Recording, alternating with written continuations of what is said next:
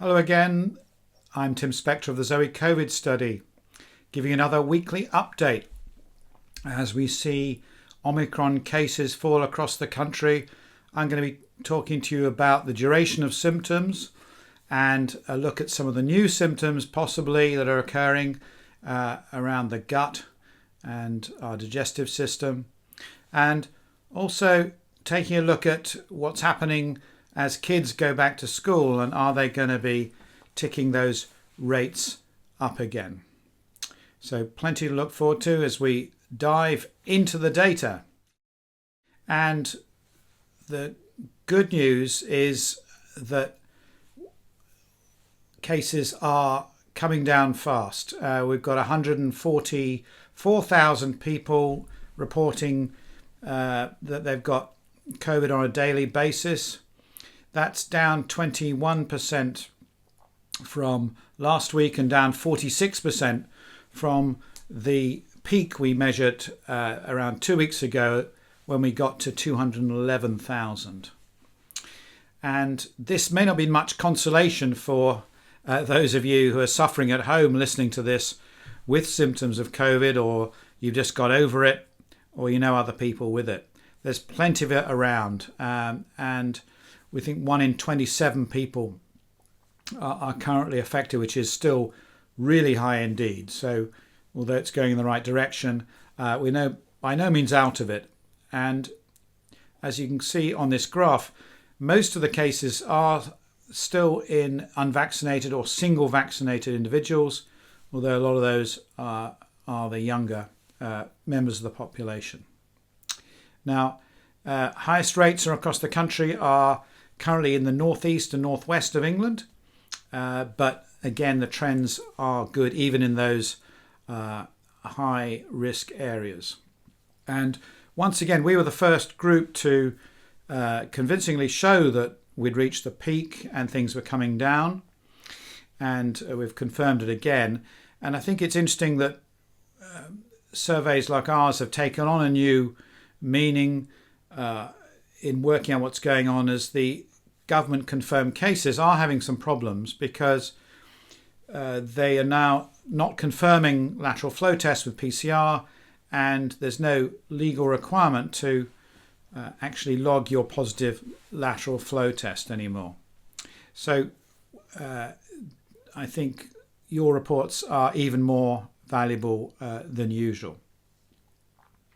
So let's look now at hospitalisation, what's going on in the NHS. We're getting around 2,170 people admitted to hospital on average over the last week with a diagnosis of COVID. That's slightly down from last week, but not by very much. So it's stayed in this sort of level for a while now. It's never really gone above 2,500, which is good, but still is causing some strain on the hospitals. There are 713 on ventilators, which is a little bit down from last week.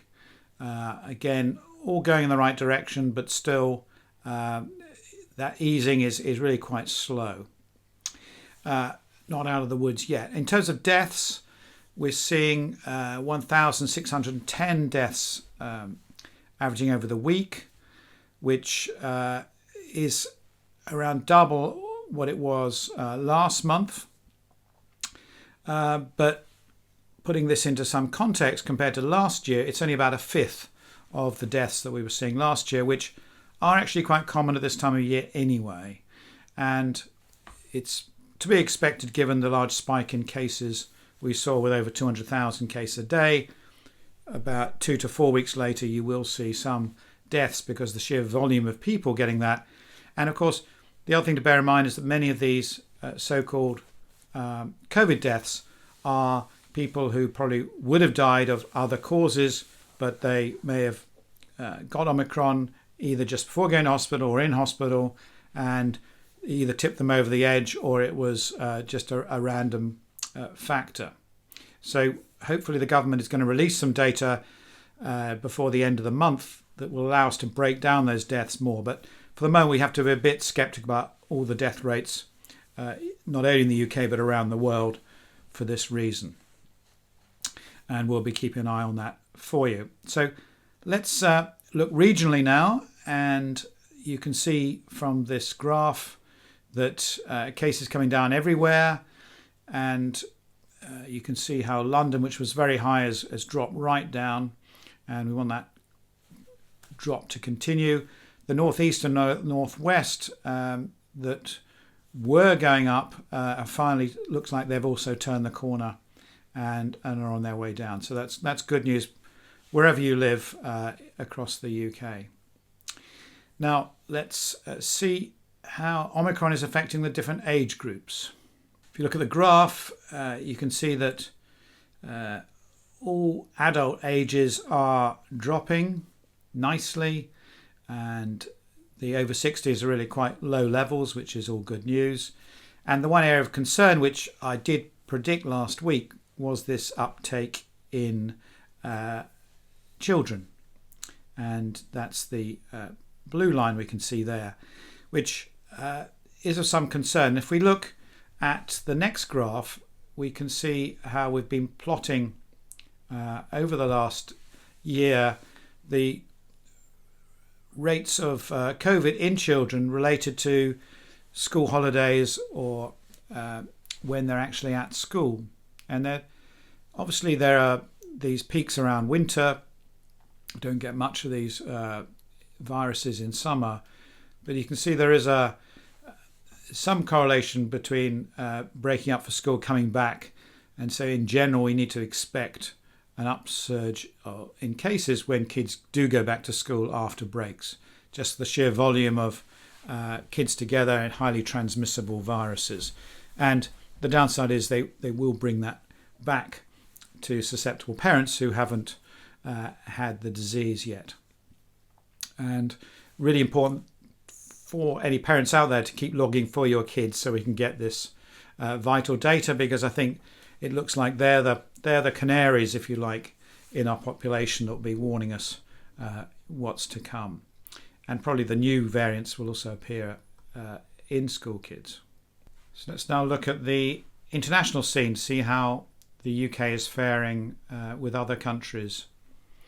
And for the first time in ages, really, we're seeing the UK having the lowest rates amongst our European neighbours and the USA. And when you look at the countries that are doing worse than us, many of them like Denmark, France, Portugal, Italy, Spain, have had more severe restrictions than we have in the UK. And there isn't a clear correlation between the ability to suppress the virus with those restrictions that's easily seen anyway.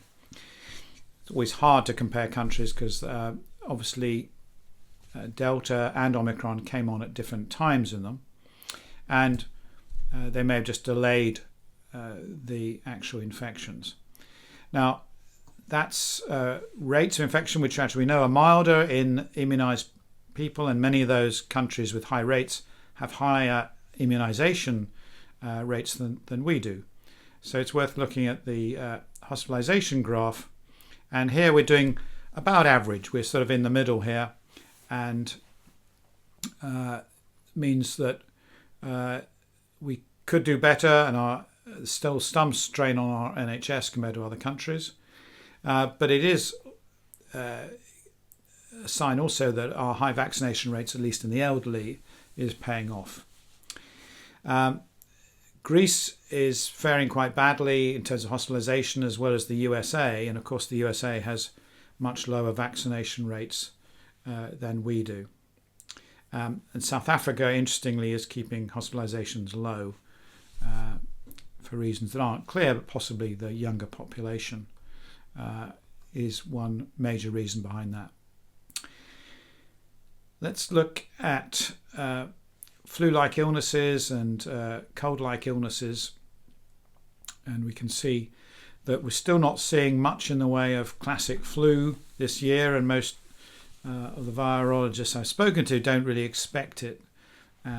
Think that this is, to some extent, our reduced international travel has done this. So that's great news, because we were expecting a double whammy of a nasty flu. But this graph, which I think is unique to the ZOE app, shows how we've been plotting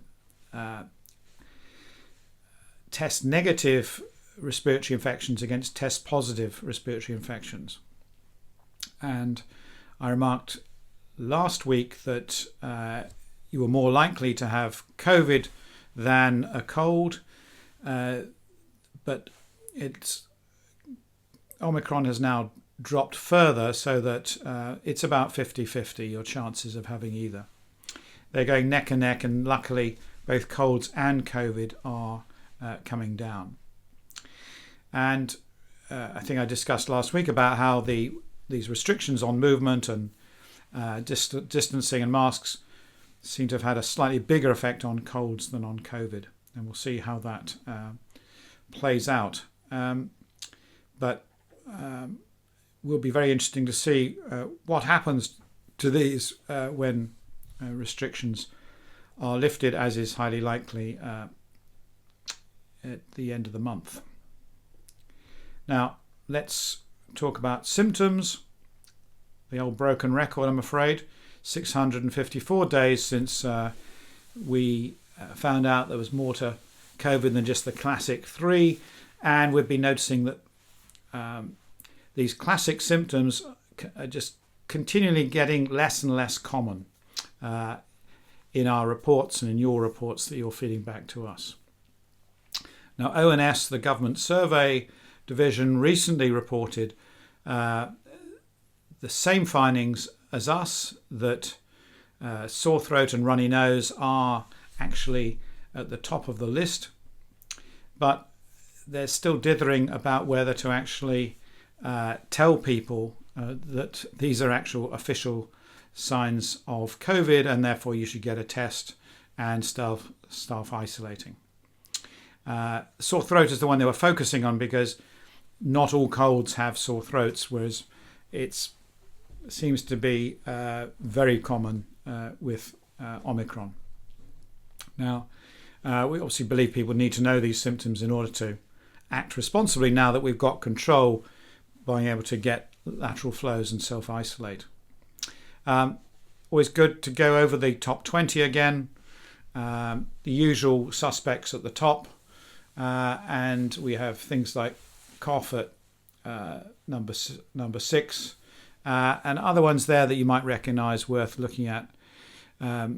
Fever's number 11, and then you've got all these muscle aches, altered smell, and skip meals, swollen glands, chest pain, earache, and many others. Now, there were lots of anecdotal reports about back pain, and we've now added that to the list of symptoms as of today. So if as part of your symptom package you've got back pain, you can report it, but do make sure you report even if you don't have it, because that will tell us whether this is spurious or not. I want to tell you about some recent findings we've got on gut or gastrointestinal symptoms. You can see from the graph here that we've plotted for you percentage of people reporting gut symptoms last year compared to this year for these same winter months. So we're matched for season when these viruses are more common. And I think you can clearly see that we've seen a greater percentage of these symptoms overall in recent months that would have been hard to pick up otherwise, because they're not in the top 5 that we tend to notice. But a considerable number of people are reporting these, and this seems to be mainly sickness and abdominal pains particularly. Now, it's possible this is due to another virus as well, which we're not picking up, or it could be that Omicron is having an effect through the gut, and we may be missing quite a few cases that are testing PCR or lateral flow negative in the nose, but the actual infection is in our guts and our intestines. And that's something we're going to be trying to do some more work on to work that out. But in the meanwhile, let's assume that Omicron does also affect our guts, and the best protection for that is, of course, a good high quality diet, fermented foods, etc. that I've written about. And the more you protect your gut microbes, the more you protect yourselves against all infections, but particularly other gut infections. It does very well.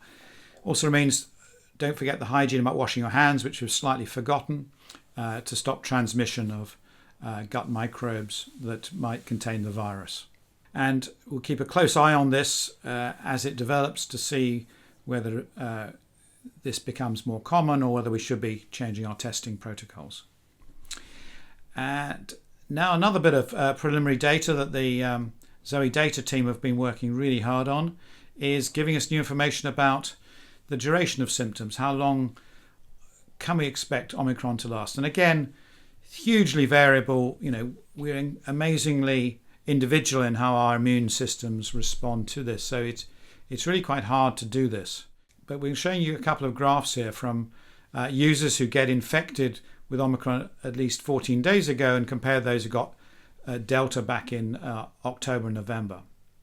And you can see that the recovery time here is quite a little bit different between the yellow and the blue bars.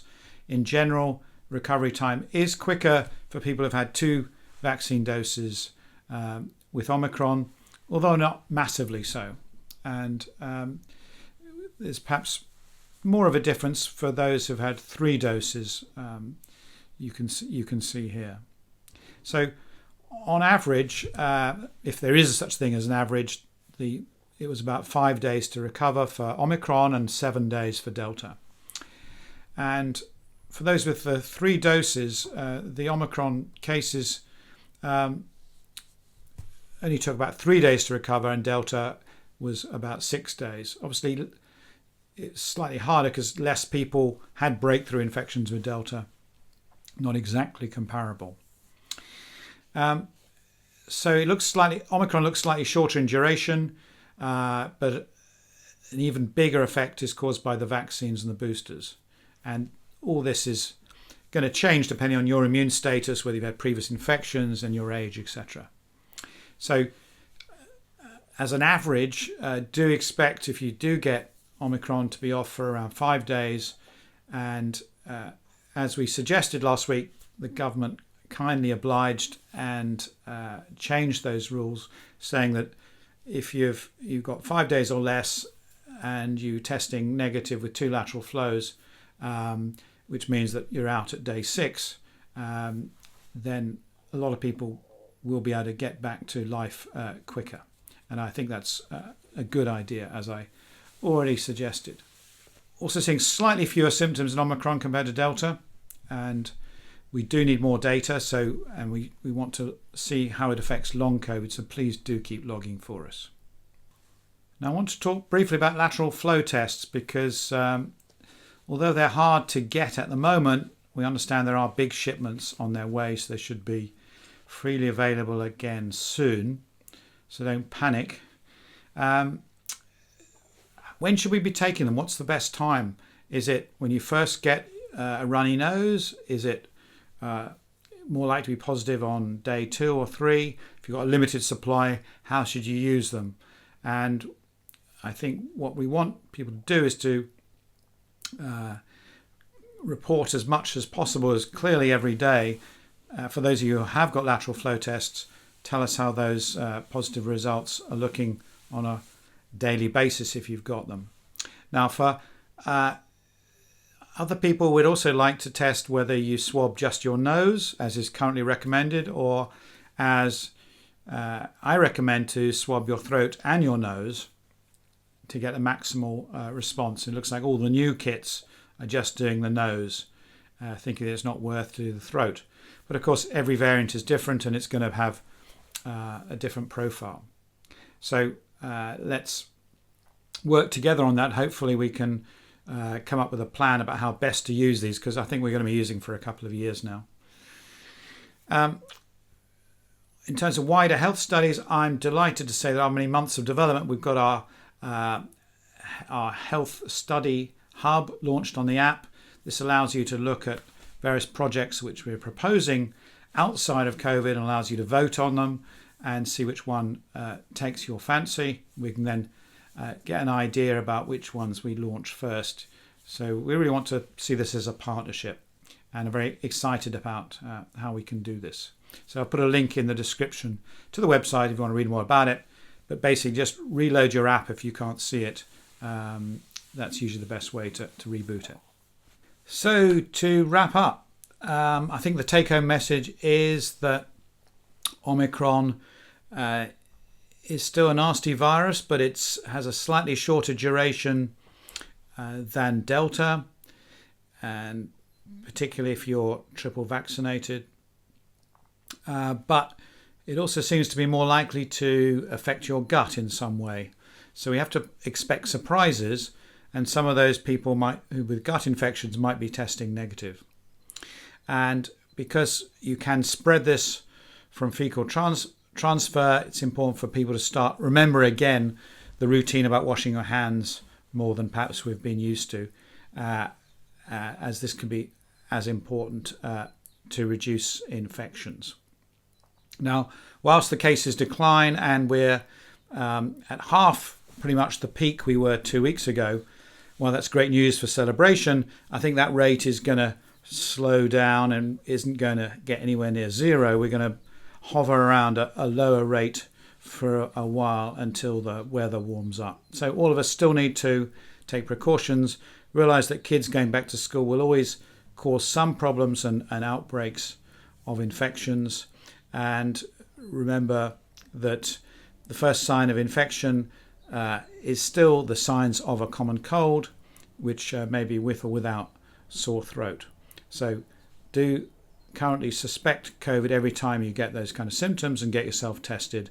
And that's the best way to look after your family, as well as making sure that everyone has been triple vaccinated. And that keeps them out of trouble, keeps them out of hospital. Please remember to like and subscribe our channel, and this way you'll be informed about any new videos. Do share the app with those that have forgotten about it. Keep an eye on our website and our app for our updates. And importantly, stay safe and keep logging. Bye.